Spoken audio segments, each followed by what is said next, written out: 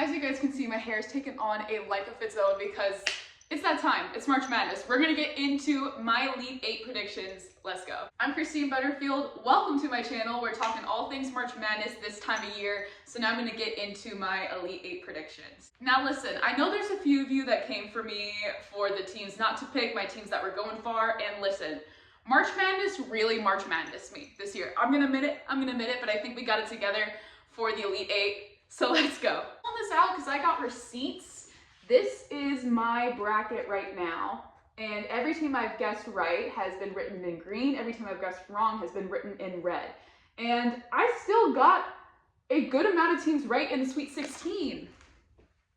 So listen, we're doing just fine over here. First prediction is kind of obvious. I have UConn taking down San Diego State. UConn has just been trolling teams in their point margins that they've won by, and this is basically a repeat of the 2023 national championship game that UConn easily won. I don't see the outcome changing that much in this game, so UConn's obviously moving forward. Next up is a little bit of a toss-up for me, not gonna lie. Number 2, Iowa State taking on number 3 seeded Illinois. It's definitely not often that we have a number 1 defense taking on a number 1 offense in the Sweet 16, and that's according to Ken Pom.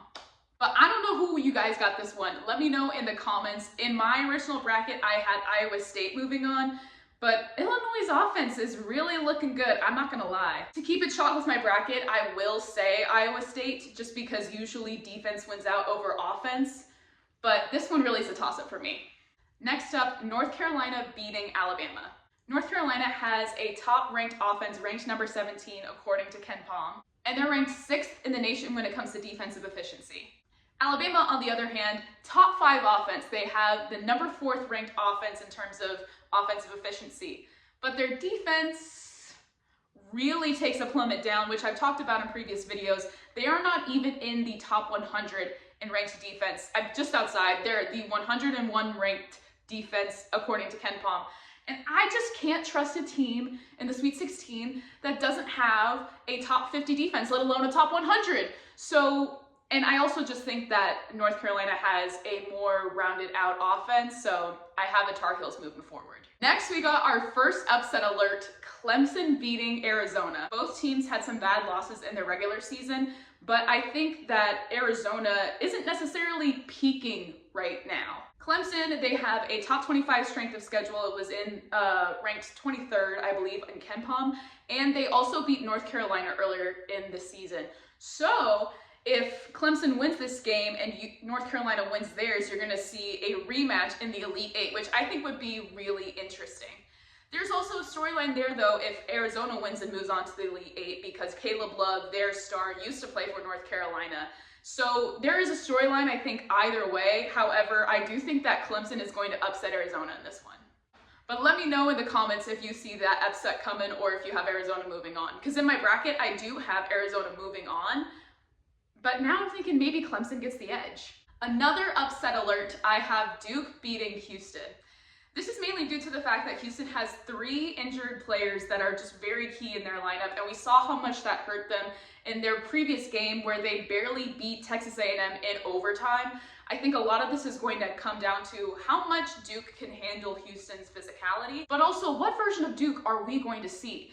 You know, when Duke is turned on, they're just like firing off on all cylinders, and it's really difficult to beat them. So it's really going to depend on what version of Duke we see in this game. However, Houston is a little bit injury-ridden right now, and that could cost them in a game against Duke that has a very good offense. Just so y'all know, they have a top 5 offense according to Ken Pom, number 5 in the nation, and then their defense is ranked 19th. And kind of similar to Iowa State versus Illinois, Houston has the number 2 defense in the nation, so you got a top 5 defense, top 5 offense facing off. But I do think that this one could end up being an upset. Next up, Marquette beating NC State. This game is really going to come down to whether NC State can limit Tyler Kolek's impact on the floor, because he does so much for the Golden Eagles. So if they can limit Tyler Kolek's impact, I really do think they have a chance in this game. But if not, I do think that ultimately Marquette will be able to overpower them and move on to the Elite 8. And that'll be Shaka Smart's first time heading to the Elite 8 since 2011 when he took his team to the Final Four for VCU. So there you go. And I have Purdue beating Gonzaga. I would have put Gonzaga to go on a hot streak and be able to move on into the Elite Eight. However, this Purdue team is so locked in. They're not about to let what happened last year, them getting outed in the first round of the tournament, happen this year. Zach Edey is on a complete mission, and I don't think that he's going to let this dream die just yet. So I do have the Boilermakers heading on to the Elite Eight. But let me know if you have Gonzaga moving on, because honestly, I could also see that too. Last but not least, I have Tennessee beating Creighton. Now, if y'all cover me in the comments, I do think this is also kind of a toss-up. You're going to see a really good SEC team playing against a very strong Big East team. And mainly I'm keeping Tennessee because I had them going pretty far in my bracket, so it does well for me. But I also just really think this Tennessee squad is so strong. They're ranked 11th in strength of schedule, ranked 29th in offense, and a top 3 defense. I mean, that's going to be tough to overcome. Creighton is a little bit more balanced in terms of where their stats are at. They have a 28th ranked offense. Creighton, on the other hand, their offense is ranked 11th in the nation, with a top 25 defense coming in at number 23.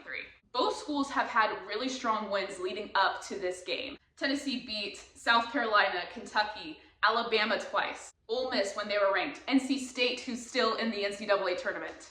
They also beat Illinois, and they beat Texas on their way to get to the Sweet 16. Creighton, on the other hand, they beat Marquette, then they beat UConn, one of the only teams to beat UConn this year. They also beat Providence when Providence was ranked, and on their way to the Sweet 16, they overtook Oregon. So listen, that one to me can go either way. I think a lot of that is also going to fall on the hands of Zakai Ziegler for Tennessee, but we'll see how it goes. Anyway, those are my predictions for this year's Elite Eight. Let me know in the comments who you got, or if you disagree with any of my picks. I'm sure there'll be quite a few of those, but I'm going to keep the coverage going all March Madness because it's the best time of year. I'm Christine Butterfield, and I'll see you guys next time.